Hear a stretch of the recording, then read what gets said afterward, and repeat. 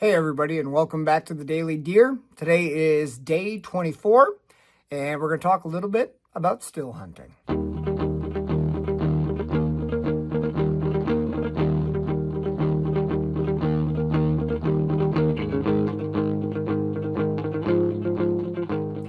Quote of the day: in still hunting, patience is the most vital skill. It's a game of silence and shadow. That's a quote by Fred Bear, one of our favorites here at the OKS Hunter. And it's simple and it's easy to understand, but in practice, it is challenging to slow yourself down. The art of still hunting, for those of you who aren't familiar with it, if you've not done it before, the art of still hunting is moving through the forest as quietly and slowly as you can to spot game before game spots you.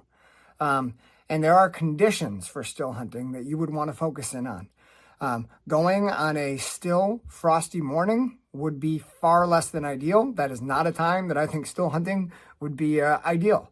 If you are going to be making lots of noise, or if there is very little wind cover and you're in an open forest, say like November when the leaves have dropped, still hunting gets more and more difficult. The whole idea is you've got to move in a way that the deer are not going to notice you or pick up on any sort of danger. Their spidey senses are not going off, and you've got to be able to pick out an animal before they pick you out. So ideally, if it's an animal that you want to take, you can get a shot. Still hunting is something I've done during rifle season here in Wisconsin a couple of times. I was successful on it a couple of times, and I was not successful far more times than I was. But man, when you kind of find your knack and you're able to get close to animals without them knowing you're there, it's a really cool and, to be honest, it's kind of like a spiritual or intimate feeling where you kind of become one with the surroundings instead of sitting and waiting for a deer. Firearms obviously give you an advantage in that, whether you're shotgun, rifle, muzzleloader hunting, but it absolutely can be done successfully with a bow and arrow. And the whole idea in the quote from Fred Bear there about being silent and moving like a shadow, being still. A lot of guys think that still hunting is kind of just going in the woods and walking around slowly. But what you'll hear from people who've done it successfully is that still hunting absolutely requires scouting within it. And what I mean by that is if you just go out in the woods, park your car, and start walking really slowly, you're going to waste a lot of time in the woods. Most successful still hunters are good at moving very quickly through the woods, hiking basically, while looking for sign, and then slowing themselves down to actually start the still hunting process once they've put themselves in an area that they think holds deer.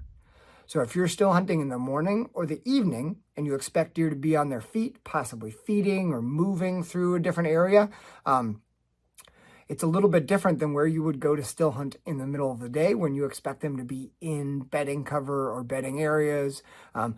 It's a little bit different because you can kind of plan your route or plan your, how you're going to move through an area and maybe move with a little bit of speed if those deer are going to be on their feet. They're going to be making noise of their own. Deer walking through the leaves, right? Walking through different terrains is going to make noise. And sometimes you can use that noise to your advantage. If you slow your cadence down or take like 3 to 4 step bursts and then stop and look, you can sound like a deer. And if you're under a ridge top and there's a deer up on top of that ridge that doesn't have a visual, but they hear you and you're walking slow like a deer, very good chance the curiosity is going to get the best of them. They're going to poke over that ridge. And if you're being quiet and being diligent with watching and listening, you can absolutely see them, spot them before they figure out that it's not a deer. But if you're going to be still hunting in the middle of the day and you're expecting deer to be in cover, there's no point in wasting time walking super slow through wide open hardwoods or terrain that you don't think deer are spending time in the daylight. Absolutely, you should keep your eyes peeled, but I'd make tracks and get through that stuff and get to a spot that's got some deer sign, concentration of droppings, tracks, and most importantly, security cover. In and around security cover would be ideal, and that's when you're really, really slowing down.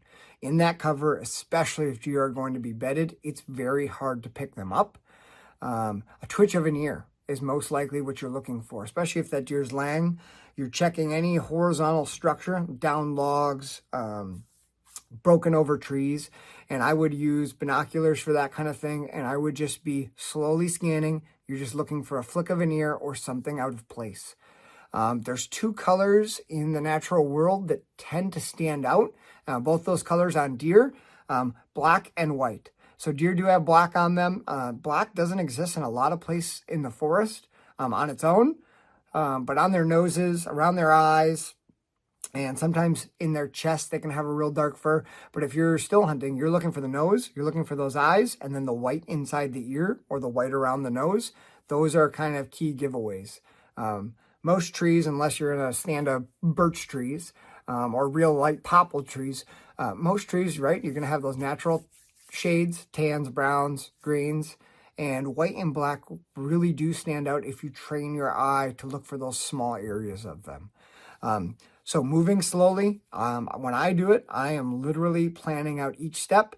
You don't want to spend too much time looking at your feet because you're going to miss animals, but I'm definitely glancing down and picking a spot that I'm going to step with every step that I take. So I might do 4 steps in a row, but I'm glancing down, finding that spot that doesn't have sticks, that looks like it's going to be the softest place for my foot to land.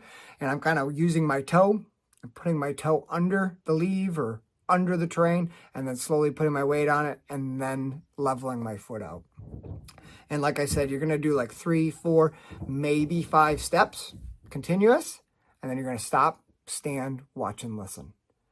If you're in an area that you believe really does have deer and you're still hunting, when you're stopping, it's a little bit harder when you're walking because you're maneuvering your body and, using your arms for balance. But when you are stopping to watch and listen, your weapon needs to be at the ready, not down at your side, not on a sling over your shoulder. It needs to be in the ready, because a lot of times when you stop, that's when the prey would get a little bit nervous or a little bit weary. And that's when you might see a head turn around. So instead of just the ear moving, maybe they turn their head. You need to be ready. Maybe that's when they've heard you coming. They hear you stop, and now they're going to stand up to get a better look before they run. You might have a few seconds to pull off a shot. So still hunting definitely requires some practice. But the good news is the practice is fun. Think of it as a scouting trip. Think of it as if you can get close to any animal in the woods, not even just a deer, you're doing something right. So you're going to play with your cadence, how you're walking through the woods, trying to sound like a deer, slowing down in the good areas. And when I say slowing down, really moving slowly. So to cover 100 yards, if you're in a good area, you'd want that to take you an hour to cover 100 yards. You'd want to move slow, stand and look for a few minutes. The better you do with your looking, scanning, and listening, the more likely you are going to be to pick up a deer before it picks up you. So that's something that can't be overlooked in still hunting. I highly suggest you give it a try. If you're sick of sitting around waiting for action, go find it. Have a good one, guys. Thanks for watching.